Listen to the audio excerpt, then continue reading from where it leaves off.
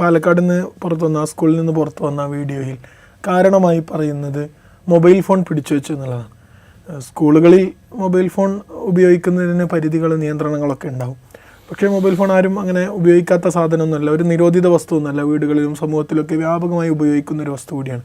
ഇങ്ങനെയുള്ള നിയമങ്ങൾ നമ്മൾ കർശനമായി സ്കൂളുകളിൽ പ്രയോഗിക്കുമ്പോൾ ശ്രദ്ധിക്കേണ്ട ചില കാര്യങ്ങളെക്കുറിച്ച് നമ്മൾ എടുക്കേണ്ട ചില മുൻകരുതലുകളെക്കുറിച്ച് കൂടി ഈ സംഭവം നമുക്ക് സന്ദേശം നൽകുന്നില്ലേ? ഇതിലുണ്ടായ ഒരു പ്രത്യേകത എന്താണെന്ന് വെച്ചാൽ, ഒന്ന്, കേരളത്തിലെ കലാലയങ്ങളിൽ മൊബൈൽ ഫോണില്ല. സ്കൂളിൽ മാത്രമല്ല, കോളേജിലും മൊബൈൽ ഫോൺ ഉപയോഗിക്കാൻ പാടില്ല. ചില സ്കൂളുകളൊക്കെ ചെയ്യുന്നത്, കുട്ടികൾ മൊബൈൽ ഫോൺ കൊണ്ടുവരുമ്പം അത് സ്റ്റാഫിൽ വാങ്ങി വയ്ക്കുകയും തിരിച്ചു പോകുമ്പോൾ കൊണ്ടുപോവുകയാണ് ചെയ്യുന്നത്. ചില സ്കൂളുകളിൽ ഇത് വളരെ ഒരു ക്രിമിനൽ പോലെ കണ്ടുകൊണ്ട് കുട്ടികളുടെ ബാഗൊക്കെ പരിശോധിച്ച് അത് വലിയ പ്രശ്നമാവുന്നു. അപ്പോൾ കുട്ടികൾ അതിന് പകരം പ്രതിവിധികൾ കണ്ടെത്തും. അവർ കൊണ്ടുവരുന്ന ഫോണ് തൊട്ടടുത്തുള്ള കടയിൽ, അത് 10 രൂപയാണ് അത്ര, കടയിൽ സൂക്ഷിക്കാൻ കൊടുക്കും. കുട്ടികൾ പറഞ്ഞതാണ്. അങ്ങനെ കടയിൽ സൂക്ഷിക്കാൻ കൊടുക്കുന്നു, തിരിച്ചു പോകുമ്പോൾ വാങ്ങിക്കൊണ്ട് വന്നു. അങ്ങനെയുള്ള കുറേ കാര്യങ്ങൾ നടക്കുന്നുണ്ട്. ഇതിൽ സംഭവിച്ചൊരു കാര്യം എന്താണെന്ന് വെച്ചാൽ, കോവിഡ് കാലത്ത് ഒരു സ്തംഭനാവസ്ഥ വന്നു. കോവിഡ് മനുഷ്യജീവിതത്തിൽ ഉണ്ടാക്കിയ ഒരുപാട് പ്രശ്നങ്ങളുണ്ട്. അതിലൊന്ന്, രാമേന്ദ്ര മൊകേരി അവതരിപ്പിക്കുന്ന ഒരു കാഴ്ചപ്പാടുണ്ട്. അദ്ദേഹം പറയുന്നത്, ഒരു തരത്തിലുള്ള അടിയന്തരാവസ്ഥയായിരുന്നു കോവിഡ് ഉണ്ടാക്കിയിരുന്നത്. അത് ഭരണാധികാരികൾ, ഒരു പക്ഷേ ഭരണ തുടർച്ചയ്ക്ക് പോലും കാരണമായ, കേന്ദ്രത്തിലും കേരളത്തിലൊക്കെ ഭരണ തുടർച്ചയ്ക്ക് പോലും കാരണമായ ഒരു അടിയന്തര ആധിപത്യ സ്വഭാവം കാണിച്ചിരുന്നു. അതായത്, നമ്മൾ ഒരു വ്യക്തി എങ്ങനെ ജീവിക്കണമെന്ന് ഭരണകൂടം നിശ്ചയിക്കുന്നു, അല്ലെങ്കിൽ സമൂഹം നിശ്ചയിക്കുന്നു. ഭരണകൂടം എന്ന് മാത്രമായിട്ട് പറയാൻ പറ്റില്ല, സമൂഹം നിശ്ചയിക്കുന്നൊരവസ്ഥ. മാസ്ക് ഇട്ടില്ലെങ്കിൽ അടി കിട്ടുന്നു, റോട്ടിലേക്ക് ഇറങ്ങിയാൽ അടി കിട്ടുന്നു, അപ്പോൾ നിങ്ങൾ കൈ കഴുകണം, മാസ്ക് ഇടണം, ഇങ്ങനെ കുറേ നിർദ്ദേശങ്ങൾ പാലിക്കുന്ന ഒരു സമൂഹമായി മാറി വന്നു. അപ്പോൾ അതുകൊണ്ട് ഇത്തരം നിർദ്ദേശം കൊടുക്കുന്നവരുടെ ഉള്ളിൽ അറിയാതൊരു അധികാരബോധം കടന്നു വന്നു. അപ്പോൾ മുതിർന്നവർ മുഴുവനും ഇത്തരത്തിൽ അധികാര പ്രയോഗത്തിലേക്ക് മാറി. കുട്ടികൾ വേറൊരു മാറ്റത്തിലേക്കാണ് വന്നത്. അതൊന്ന്, കോവിഡ് സ്തംഭിച്ച സമയത്ത് നമ്മൾ ഓൺലൈനിലേക്ക് വിദ്യാഭ്യാസം മാറി. അപ്പോൾ ക്ലാസ്സുകൾ കാണാൻ അവർ ഓൺലൈൻ മീഡിയകൾ ഉപയോഗിച്ചു.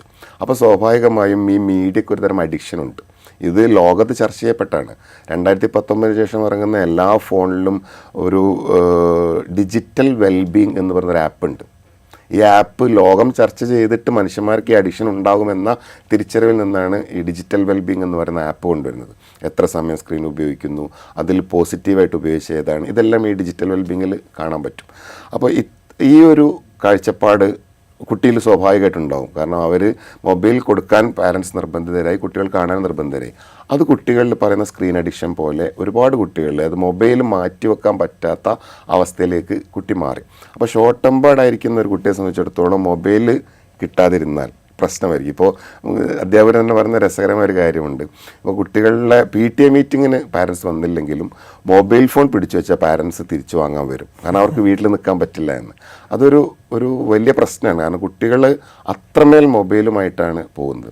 അപ്പോൾ ഈ ഒരു സമയത്ത് ഈ പ്രശ്നം തിരിച്ചറിഞ്ഞത് കൊണ്ടാണ് ഓസ്ട്രേലിയ നിരോധിക്കുക എന്ന് പറയുന്നൊരു കാഴ്ചപ്പാടിലേക്ക് എത്തി. ഇത് തിരിച്ചറിഞ്ഞുകൊണ്ടാണ് ഇംഗ്ലണ്ടും ഇനി നിരോധിക്കാൻ പോവുകയാണ്. അപ്പോൾ ഇന്ത്യയിൽ അങ്ങനെ ഒരു നിരോധനത്തെക്കുറിച്ചുള്ള ആലോചനകളില്ല.